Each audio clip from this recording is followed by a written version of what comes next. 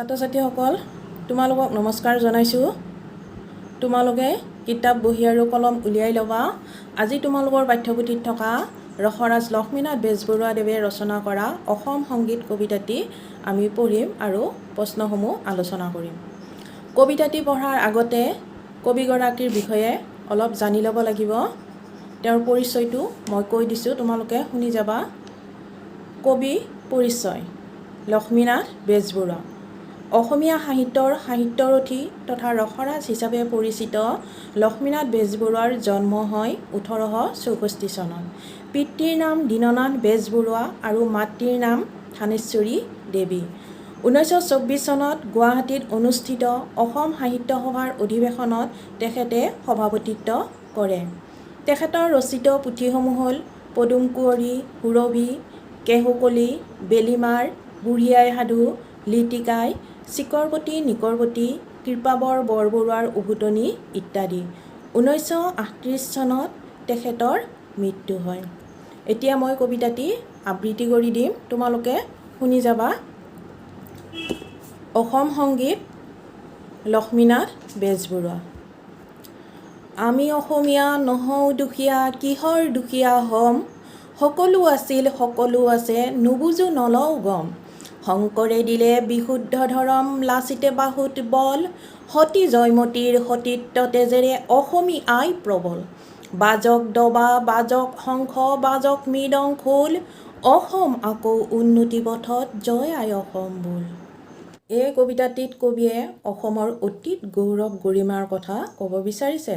লাচিতৰ দৰে বীৰ আছে, যিয়ে এৰাতিৰ ভিতৰতে গড় বান্ধি মোগলক পৰাস্ত কৰিছিল। সতী জয়মতীৰ দৰে নাৰী আছে, যিয়ে দেশৰ স্বাৰ্থৰ কাৰণে নিজৰ জীৱন বলিদান দিছিল। অসমীয়া মানুহে নিজৰ অতীত গৌৰৱৰ কথা বুজি নেপায় আৰু গমো নলয়, সেইবাবে নিজকে দুখীয়া বুলি ভাবে। আচলতে অসমীয়া জাতি দুখীয়া নহয়। এতিয়া তোমালোকৰ শব্দ অৰ্থ দিয়া আছে।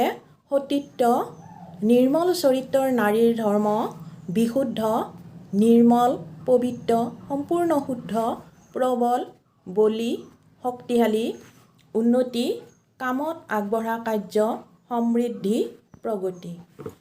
অনুশীলনীৰ প্ৰশ্ন দিয়া আছে, কবিতাটো আবৃত্তি কৰিবলৈ শিকা। তোমালোকে ঘৰত কবিতাটি পঢ়িবা আৰু আবৃত্তি কৰিবলৈ শিকিবা। 2 নম্বৰ প্ৰশ্নত আছে, দবা, শংখ, মৃদং আৰু খোল এই বাদ্যসমূহ ক'ত কেতিয়া বজোৱা হয়? উত্তৰ: দবা মন্দিৰ, নামঘৰত পুৱা গধূলি চাকি জ্বলোৱাৰ সময়ত বজোৱা হয়। শংখ মঠ মন্দিৰ, ঘৰুৱা আৰু সামাজিক পূজা অৰ্চনা, বিভিন্ন মাংগলিক উৎসৱ পাৰ্বণ, শোভাযাত্ৰা আদিত বজোৱা হয়। মৃদং সত্ৰ বা অন্য ঠাইত গায়ন বায়ন আৰু অংকীয়া নাট আদিত মৃদংগ বাদ্য বজোৱা হয়। খোল সত্ৰীয়া নৃত্য, বৰগীতৰ লগত খোল বজোৱা হয়। 3 নম্বৰ প্ৰশ্ন আছে, সতীত্ব তেজেৰে অসমী আইক প্ৰবল কৰা নাৰীগৰাকীৰ নাম কি?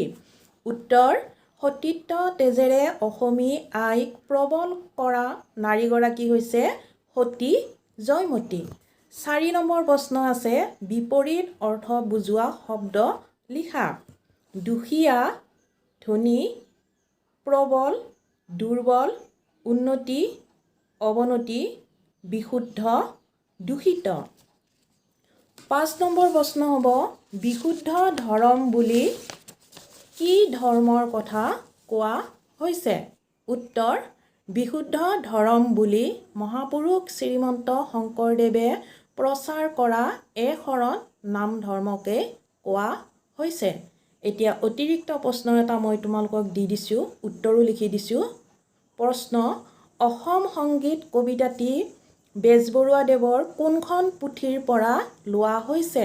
উত্তৰ: উক্ত কবিতাটো বেজবৰুৱাদেৱৰ ৰচনাৱলীৰ 3য় খণ্ডত প্ৰকাশিত পদুম কলিত সন্নিৱিষ্ট অসম সংগীতৰ প্ৰথম দফাৰ পৰা উদ্ধৃত কৰা হৈছে।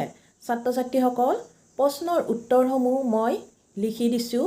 এই বহীখনত চাই তোমালোকে প্ৰশ্ন আৰু উত্তৰসমূহ বহীত টুকি ল'বা আৰু ভালদৰে পঢ়িবা। আজিলৈ ইমানতে ক্লাছ সামৰিছোঁ।